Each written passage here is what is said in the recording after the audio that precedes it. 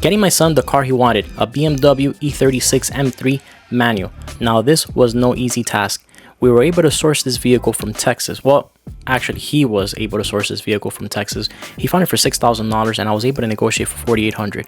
But in reality, how good can a BMW M3 E36 manual be for $4,800?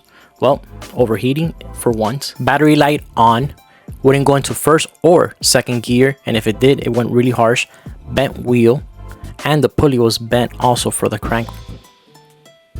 Now, the M3 issue list keeps going on. Today, the major focus is going to be suspension. So I basically got every single component for the front end suspension of the BMW E36 M3 except for the shocks and springs, because I'm not sure if we're going to do coilovers or performance shocks and springs, but I did get both control arms, front, lowers, performance bushings for the rear. After that, then we got two sway bar end links with sway bar bracket bushings. We tie it up with tie rod ends. You got the inner and the outer for both sides, and we got the boots with clamps. And also the power steering started making a little bit of noise, so it was a good idea, since we're there, might as well take out that pump, rebuild it, and seal it up with new fluid. Also got a piece of return hose. That return hose that I have down there doesn't look so good, so make sure we replace that. And I took a look at those OEM brake hoses, and they're not in the best of condition, so braided stainless steel it is with Mutua DOT 5.1 brake fluid. So we got a lot of work ahead of us. Let's get to it.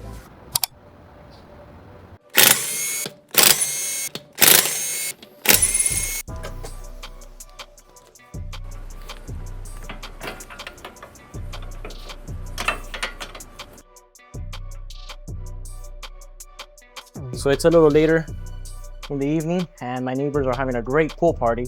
So I'm not sure how good the audio is going to be, but I did have to get this tool to be able to get that lower control arm bushing, or baudrette, I'm sorry, away and take it off from the spindle. And I also got this to be able to take out that inner tie rod end. Here we got some part numbers in case you need to use them.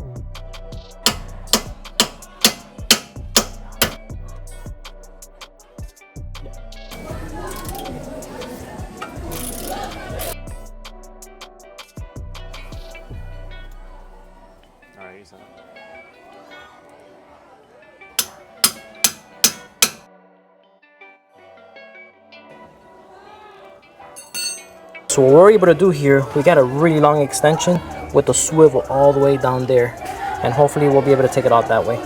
Go for it, Vic.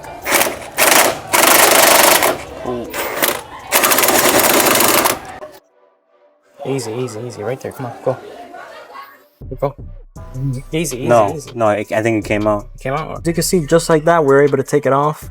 And this was that power steering hose for return. You can see they jointed here and it goes up there also, but that nut is off.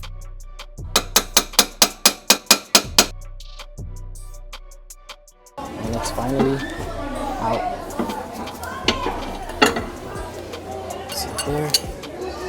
And now we'll do the two bolts.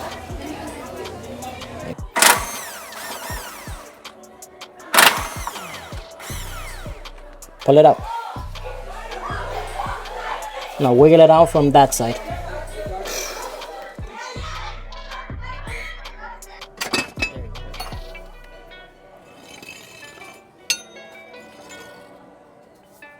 So the way that we did it is we remove the ground cable that goes on there, and then right there is where the nut goes, and you have just enough space to be able to put the swivel neck right in here. So it actually works out perfectly.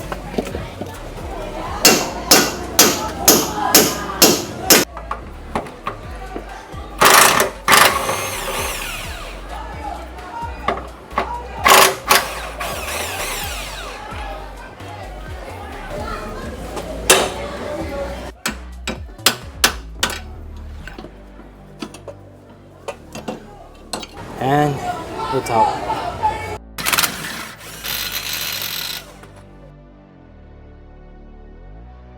I'm gonna break this right here, that clamp, get the plier and break it off. Pull it off. Rule of thumb, you're gonna be working in this area, guess where the debris is gonna fall? Right into your eyes. So you wanna be away from what you're doing. Okay, hold on. Okay, now you're at an angle that if something happens, all that dirt's not gonna fall on top of you. Make sense? Okay, go for it. Pull that thing down. Break it off. There you go. Done. Pull it out, pull it out. Slide the boot out. That's all. There. It's out, right? Yeah. You There you recording? go. Yeah. Yeah, okay, so now we need to take out. Wait, see if this thing was destroyed. We need to take out that inner tie rod end. This is the inner tie rod. No, that's part of the rack and pinion. This is your inner. This right here. Starting from here And to here, and then this is your outer. Okay, so we're gonna use this tool to be able to put it around that, and then use the ratchet and break it off. Put it on there. Right here. Now put this on there.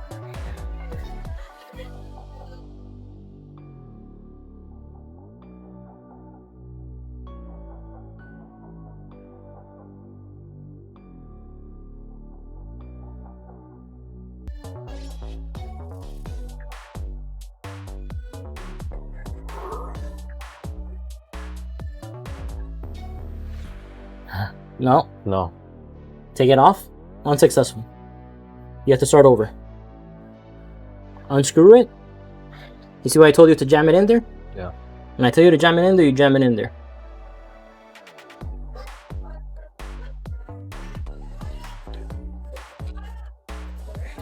Alright. You think you're ready now? I think we're ready. Okay. Give it a try. Push it all the way in. No, No. you're not tightening it enough. Now give it a try. You're bound to hurt yourself. That's not all the way in. And now, you see this angle? This angle sucks. That's a better angle. Now use your leverage from down here. Now go. It's feeling kind of loose. Break it off. Go. Hard. Fine. Go. Okay. There. That's it. Now remove it. Remove the ratchet. Remove the tool. Now you're gonna have to just slightly. There you go.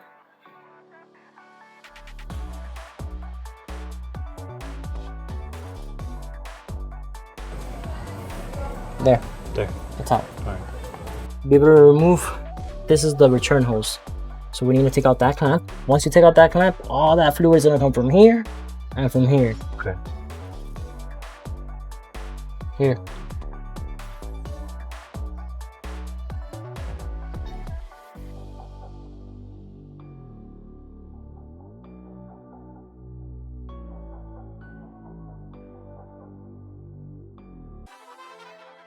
Like that.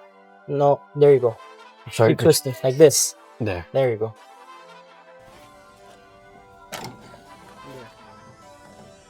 While Vic takes out that other tie rod end, I'm gonna help him remove this power steering pump. So we're gonna take out the little casing that protects the tensioner. We'll break loose the bolts because then it might be too hard once we get that pump out.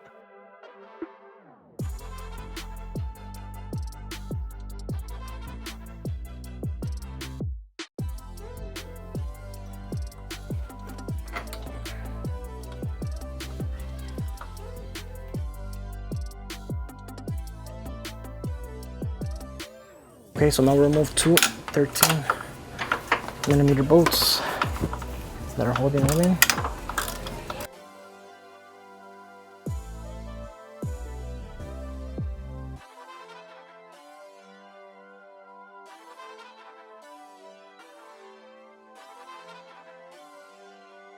So there's actually two screws on this side. I just rather take this one out. That goes to the oil pan. And I should be able to have access to that whole pan. I'm sorry, to the pump.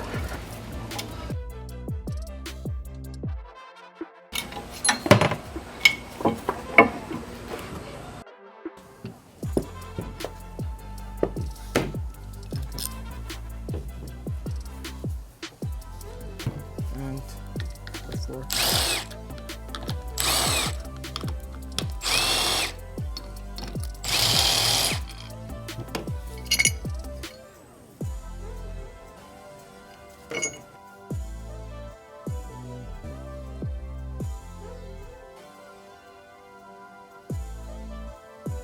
There's a little O-ring that goes in here,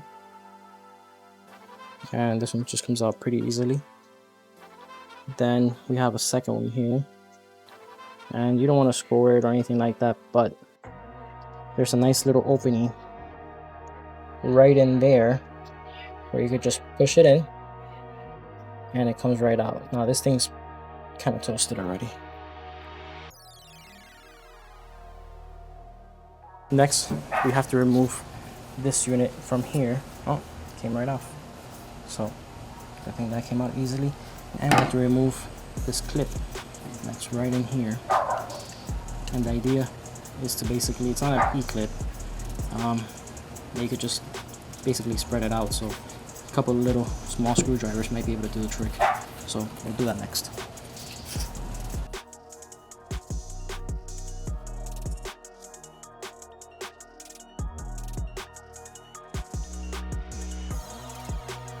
Okay, so next we'll remove it from up here.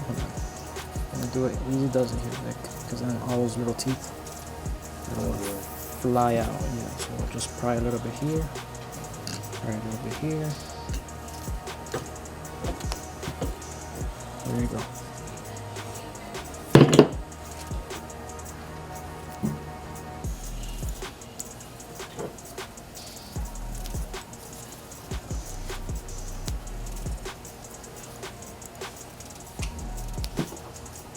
Oh, never mind.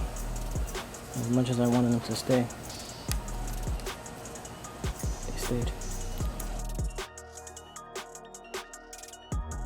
Okay, so now we're ready for the shaft to come apart. And crap, we gotta remove the seal. So we'll do that next. Okay.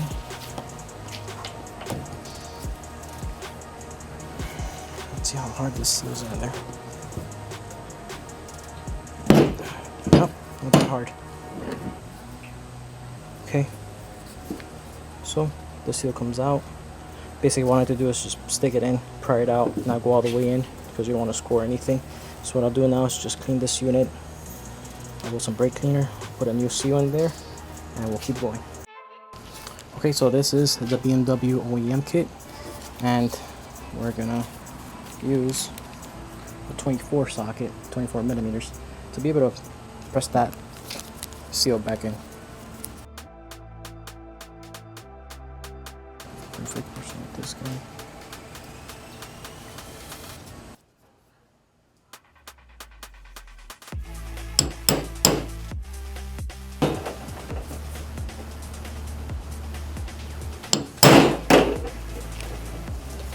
So that's in there.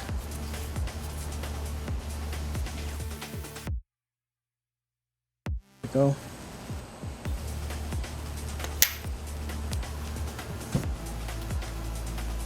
Okay, so now we'll put this back in here.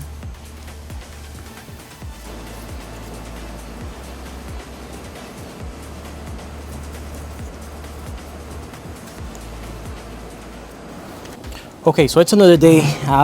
That night the mosquitoes were destroying Vic and I, and it gets to a point that you really just don't make no progress. So I was able to use these pliers, and the way I was able to get this thing back in less than a minute is basically position it here and open it, slide it in, slide it out, and that was that. So I'll show you here. Put it right here, open it in, drop it down, and slide it out, and it was easy to go. Now something else worth mentioning are these little metal rectangles, you want to make sure that the rough edge is inside and the smooth edge it's on the outside, because basically you don't want that harsh metal to scratch it. So just a pointer on that. From here on out, it's pretty much downhill.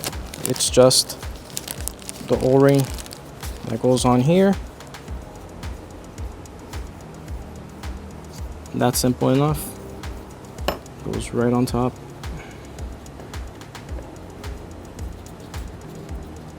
Just like that.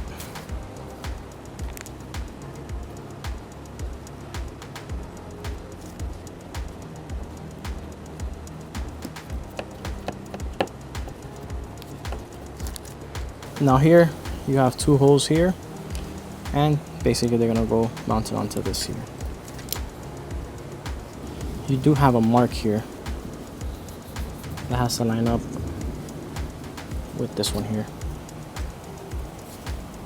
So now we're able to close the whole thing off. So this is basically the top of the engine, and you're gonna have this goes towards your bottom and this goes towards your side. So we'll be able to mount it just like this.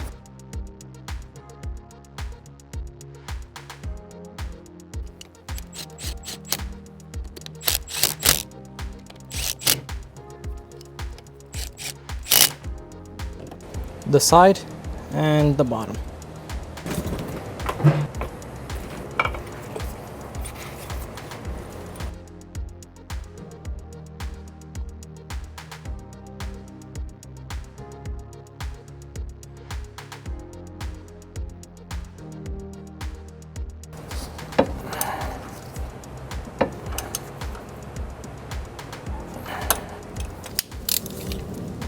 Okay, so we're going to torque them to 15 foot-pounds.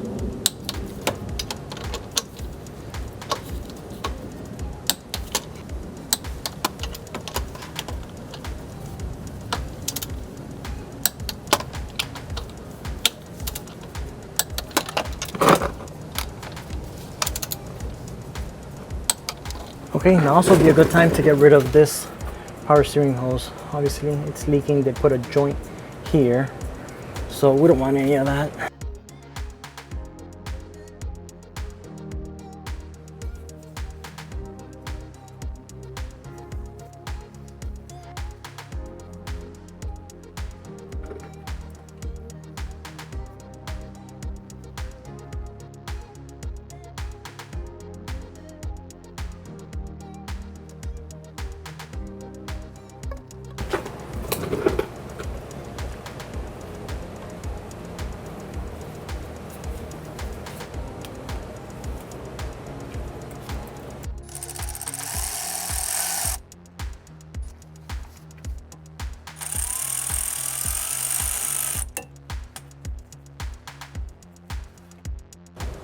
Okay, so that's much better.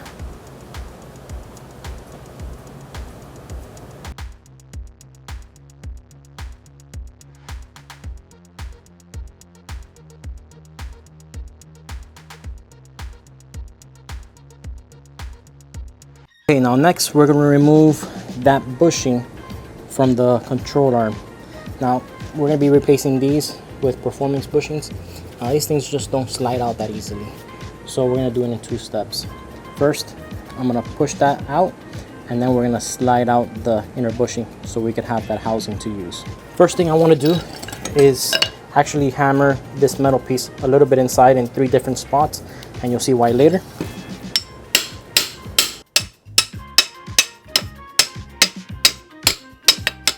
Next, we use this hydraulic puller.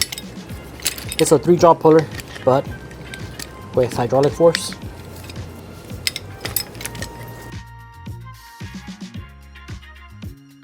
Okay, we got it pretty tight in there.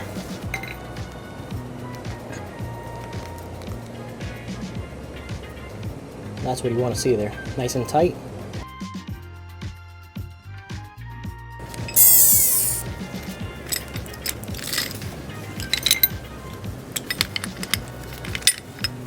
Now this tool here is a US General, which is basically Harbor Freight 5-ton hydraulic puller. In case anybody wants to be able to use something like this, at least you know what it is. Okay, next, this is basically a ball joint installer separator tool. And the only thing I'm going to be adding to this is this brace in the bottom. So basically what I want to do is push this to make sure that it holds it when it slides out. This is going to help it since it goes right on here. Now here's the reason why I had to hammer it in 3 spots, just because the spacing to be able to push down, I didn't have the correct socket, and if I push it towards in there, it'll be able to come out just like that.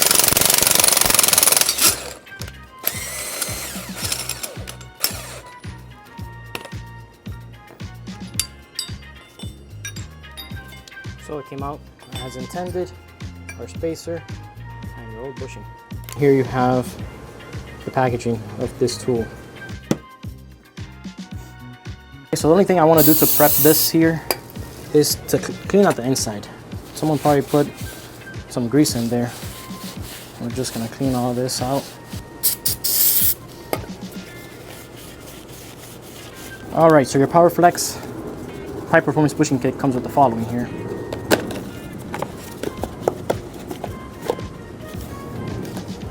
You have your inside, outside, for both sides, a washer, and the lube.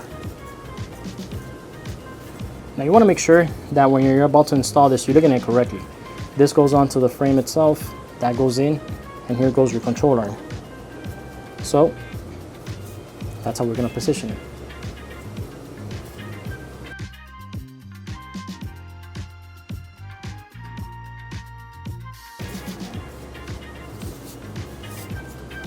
Okay, once you have that bushing all the way inside, we're gonna grease this inside here with the lube.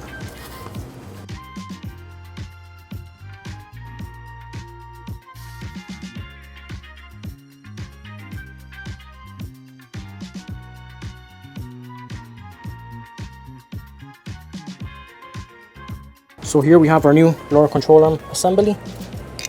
We're gonna put the washer, and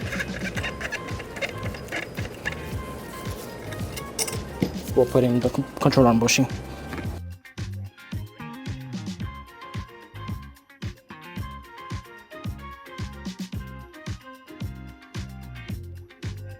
You can see how nice those new control arms look compared to those old ones with the performance bushings. So next, we're gonna go and direct ourselves with the sway bar ending. Since we have them pretty accessible right now, it's just basically take out from here, we'll put the new ones on, we'll do sway bar bracket bushings, 2 bolts out, 2 bolts in, and we'll keep this journey going. A lot of movement, not supposed to do that. This was a little harder, but still, this was just gone.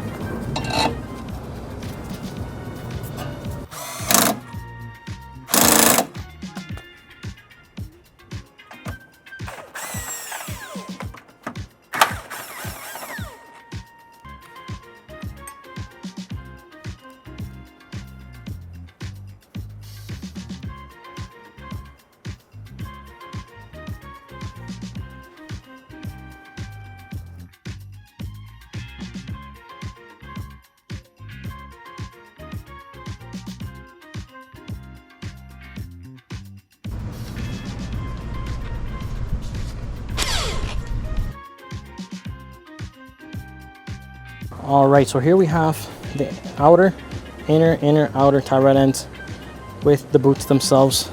Now this boot kit that I bought actually brings this little end cap, but so does my other tie rod end kit, so I won't be using that. Now what I do have to use that it didn't bring was this locking nut that basically goes on the rack and pinion right there with that nut facing this way. This enters right over here, and whatever angle it falls, then you just basically hammer it out, and that way it doesn't churn itself out. And that's a locking safety mechanism. So So we'll make sure to put that back on. What I'm gonna do, this is supposed to go right here. I pushed it as much as I could. That way I have enough room to actually tighten that in there and be able to work around it. So here you have a better idea of this locking retainer here. See a little notch there? We're gonna put that in there. Basically, that's gonna sit on there. You hammer it out, it locks it, and it prevents it from driving itself out. Nice little mechanism for safety.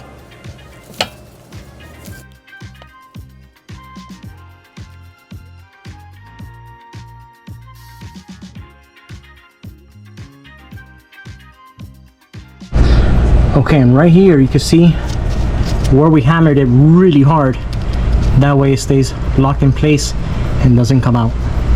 As you can see here, I got my inner clamp and my outer clamp set up. Now, what you need to do here is put this as tight as possible. So when you push it in and you clamp it, it forces it in, just like this.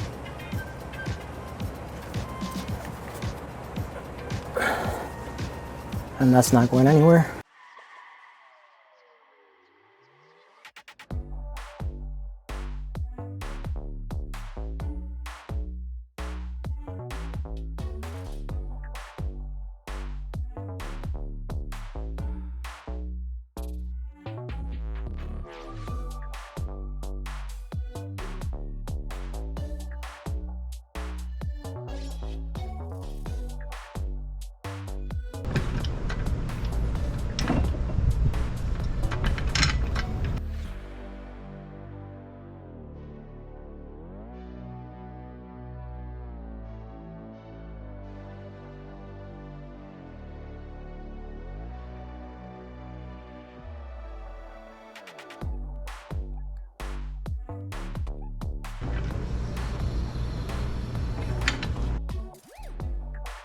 This is how I tighten that bolt all the way towards the bottom, right in there. Here you can see that outer tie rod end, inner tie rod end, the boot, the sway bar link, then the lower control arm with the bushing all inside. We're missing that side, so let's keep going.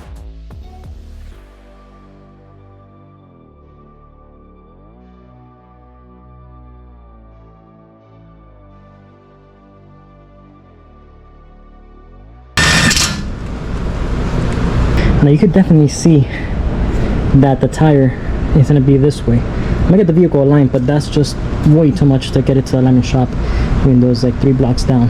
So let's get that fixed.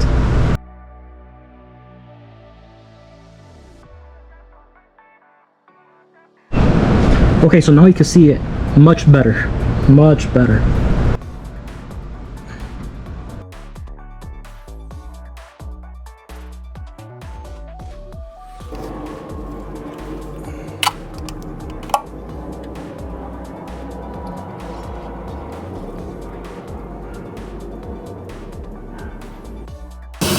Now I have the car on and the fluid is good. If you're enjoying the automotive content, be sure to hit that subscribe button so you don't miss the next episode of our journey where Vic and I finish off this E36 M3.